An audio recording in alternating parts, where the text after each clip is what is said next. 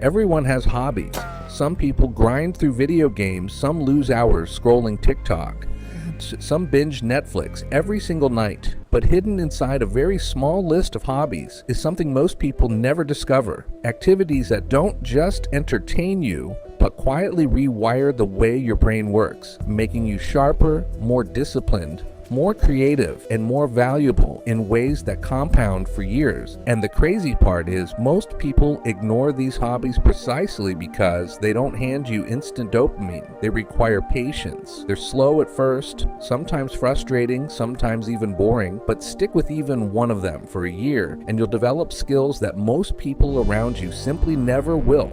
Starting with learning a new language, not for travel, but for what it does to your cognitive architecture, forcing your memory to work in real time, sharpening your pattern recognition, teaching you to think before you speak. And research has even linked bilingualism with stronger problem solving and cognitive flexibility, so that in a world where almost everyone only speaks one language, speaking two makes you immediately more valuable, not just professionally, but mentally. Then there's chess, which looks slow and boring on the surface, but underneath the board is one of the greatest mental training tools ever created, where every move carries consequences, every mistake builds patience, and enough games later, you stop reacting emotionally and start thinking several steps ahead, a mindset that bleeds directly into business, school, and relationships.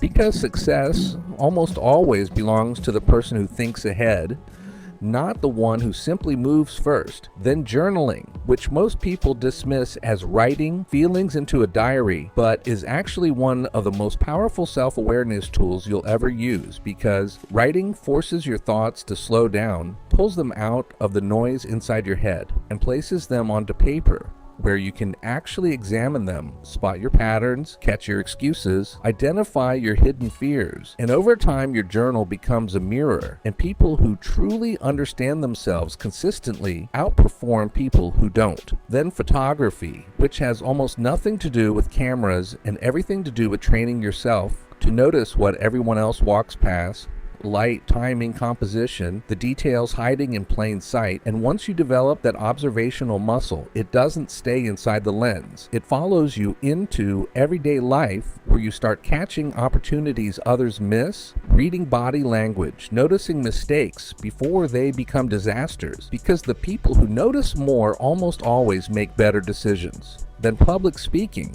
which statistically more people fear than death itself. And that fear is exactly why it's such a rare and powerful advantage, because every speech builds genuine confidence. Every presentation teaches you to organize your thoughts under pressure, and every audience sharpens your ability to influence people. And the truth is that ideas alone don't change lives. Communicated ideas do.